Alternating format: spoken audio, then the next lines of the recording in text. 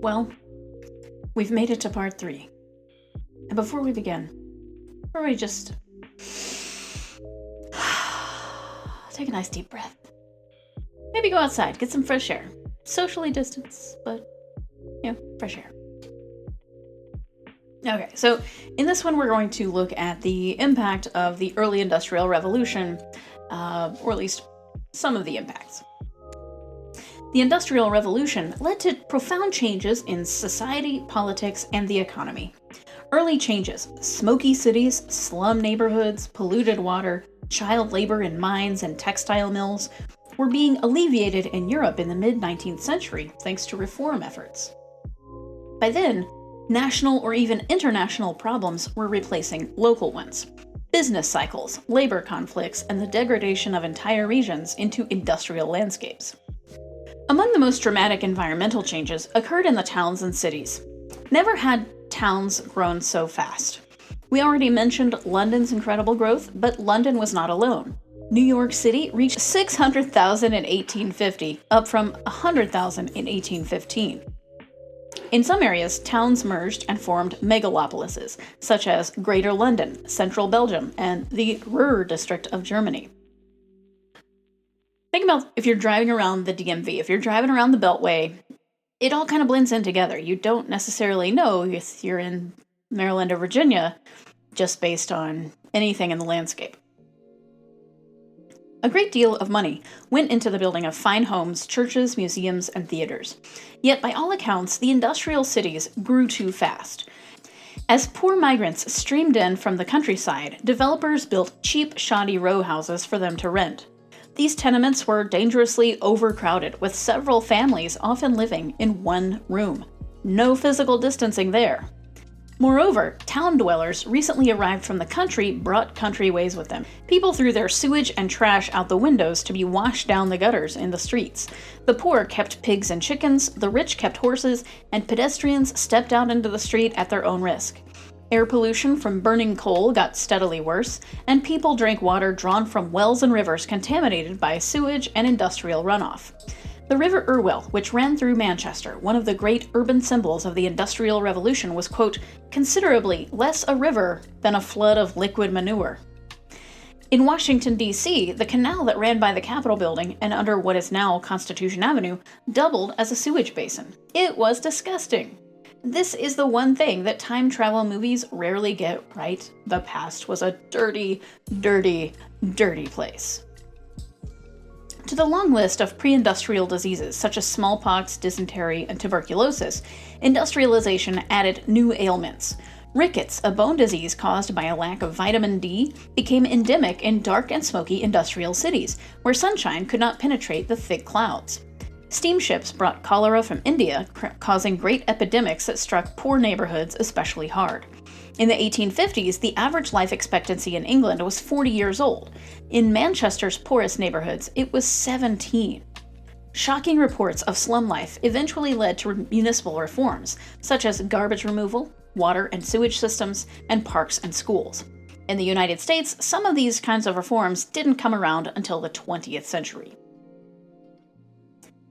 Long before the Industrial Revolution, wilderness areas had largely disappeared in Britain and much of Western Europe. Almost every piece of land was covered in fields, pastures, or towns. The most serious problem was deforestation. People cut timber to build ships and houses, to heat homes, and to manufacture bricks, iron, glass, beer, bread, and many other items. And what kind of effects does deforestation have? Flooding, destroying the soil, homes, so you move. You cut down more trees. It's like a never-ending cycle. Americans transformed their environment on a vast scale. White settlers transformed their environments from a world of forests to a world of fields and fences. In their haste to open up the wilderness, pioneers felled trees and burned them, built houses and abandoned them when they moved on. The cultivation of cotton in the Deep South was especially harmful to soil, not to mention, of course, to human rights. Planters cut down forests, grew cotton for a few years until the soil was depleted of nutrients, and then moved west, abandoning the land to pine trees. In industrializing Europe, raw materials once grown on the land, such as wood, hay, and wool, were replaced by materials found underground, such as iron ore and coal, or the materials were obtained overseas, such as cotton. Across Europe, the expansion of coal and iron mining had dramatic effects on the environment. As the population increased and land grew scarcer, the cost of growing feed for horses rose, creating incentives to find new, less land-hungry means of transportation.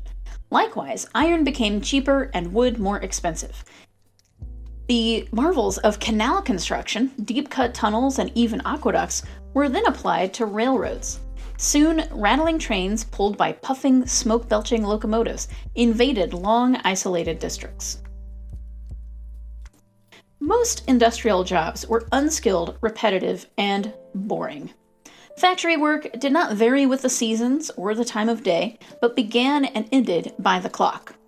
Time changes because of industrialization. Factories used the invention of gas lighting to expand the working day past sunset. Workdays were long, there were few breaks, and foremen watched constantly. Workers who performed one simple task over and over had little sense of achievement or connection to the final product. Industrial accidents were common and could ruin a family. Unlike even the poorest pre-industrial farmer or artisan, factory workers had no control over their tools, jobs, or working hours. Industrial work also had a major impact on women and family life. Women who could not afford servants had always worked, but mostly within the family, spinning and weaving, sewing hats or clothes, preparing food, washing, and doing a myriad of other household chores. In rural areas, women also did farm work, especially caring for gardens and small animals. However, factory work was never the main occupation of working women. Most young women who sought paid employment became domestic servants in spite of the low pay, drudgery, and risk of sexual abuse.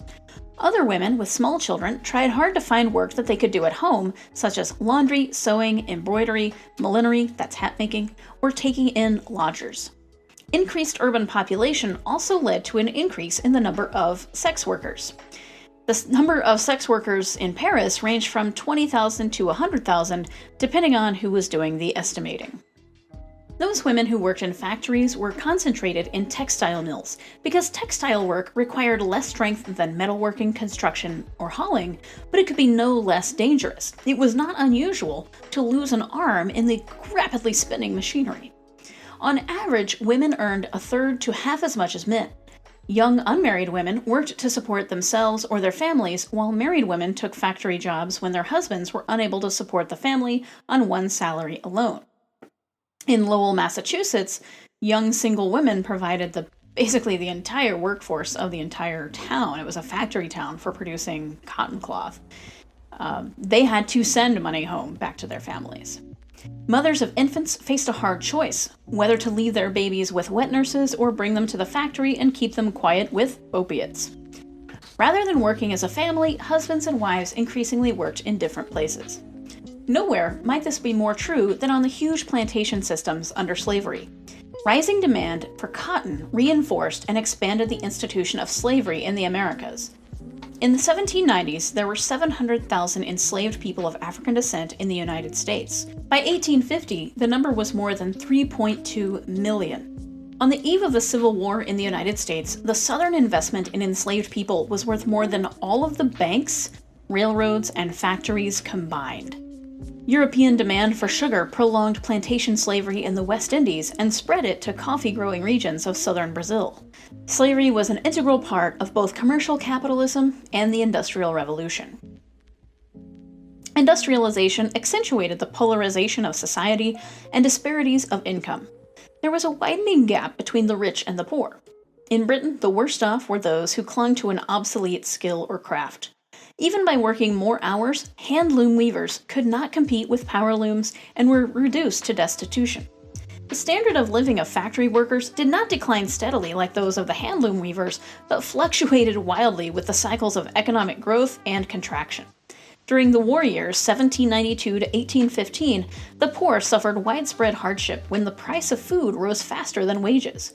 Then in the 1820s, real wages and public health began to improve as industrial production grew at over 3% a year, pulling the rest of the economy along with it.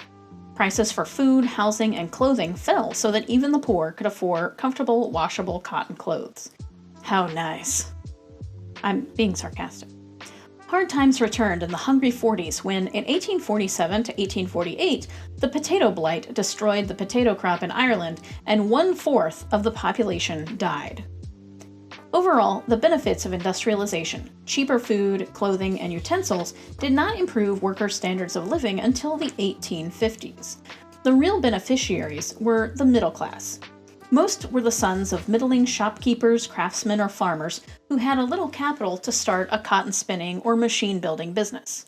Many tried and some succeeded, largely plowing their profits back into businesses. A generation later, in the 19th century, some newly rich industrialists bought their way into high society. With industrialization came a cult of domesticity that removed middle-class women from contact with the business world and left them responsible for the home, the servants, the education of children, and the family's social life. All right, with that, we'll kind of conquer the new economic and political ideas on our next section. Will be our final section. I'm sorry to have to make this 4. Just to put this in perspective, when I taught this class last time, we covered all of this in one sitting. Oh my gosh, it was hard. It was hard to do, and I wasn't reading straight from the lecture. I was kind of bouncing things off, but it was you're getting a better version. I think is what I'm trying to say here. I just thought of something also. I might put up some movie recommendations, like since you should be at home. Please, please, please flatten the curve, stay at home. Don't be a vector. Don't be those young Gen Zers who are going on spring break and catching coronavirus and all that stuff.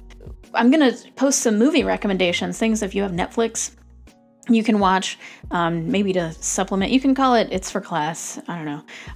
And I'm definitely going to be posting a documentary recommendation for one of our final lectures of the week. It'll be about the Haitian Revolution. That will be, I think, Friday's posting. So stay tuned for that. I'll just tell you, movie recommendation for this is actually a mini-series based on a novel called North and South. It stars the guy who played Thorin in the Hobbit movies. I can't remember his name off the top of my head, but it's one of these kind of it's a romance story. I'll be honest, but it is also it takes place like in Manchester, and it involves a lot of these issues going on and the effects of the industrial world. Look for that on a Netflix near you, or not, your choice. All right, stay tuned for part 4, the final wrap-up of the Industrial Revolution. Oh my goodness.